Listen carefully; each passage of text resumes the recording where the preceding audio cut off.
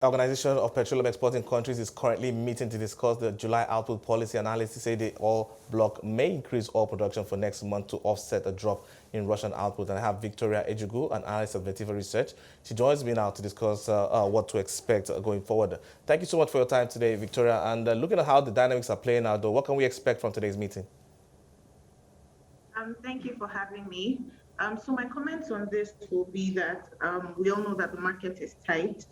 Before now, OPEC had stuck to its monthly increases of about 400,000 barrels per day, citing that rising prices were as a result of geopolitical tensions and not necessarily because they were missing, the market was missing fiscal barrels.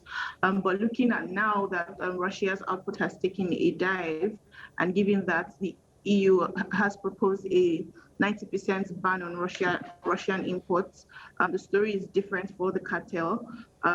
We believe that they would be assessing this, and also given that there are two major players that might be able to fill in for Russia, that is Saudi Arabia and UAE.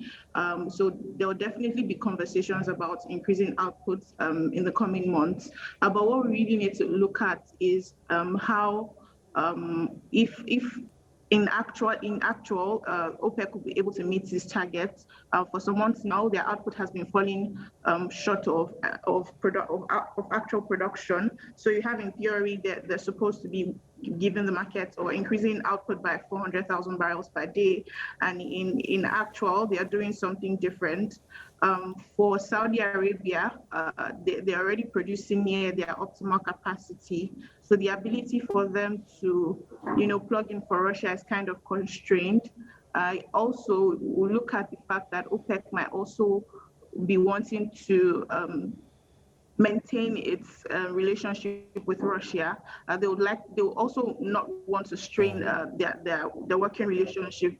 So the ability for them to deviate from present production quota is less likely for me, from my own point of view.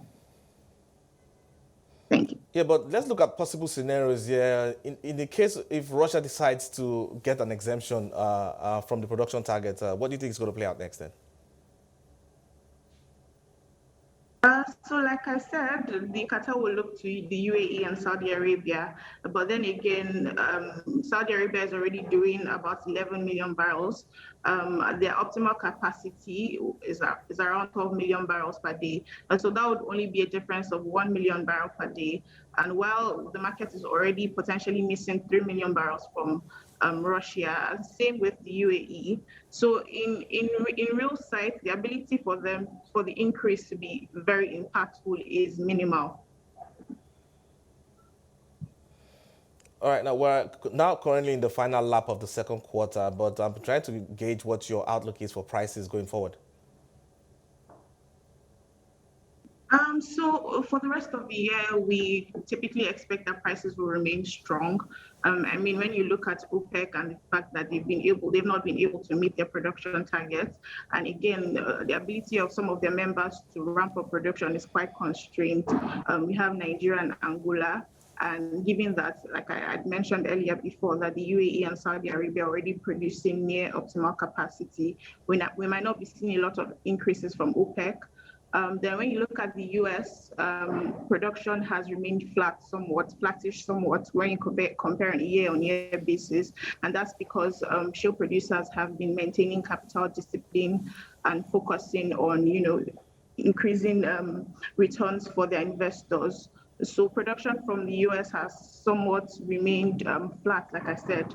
And then given that Russia's output has taken a dive, we expect that the markets will be tight for the rest of the year, and just expect prices to hover around the $100 per barrel levels.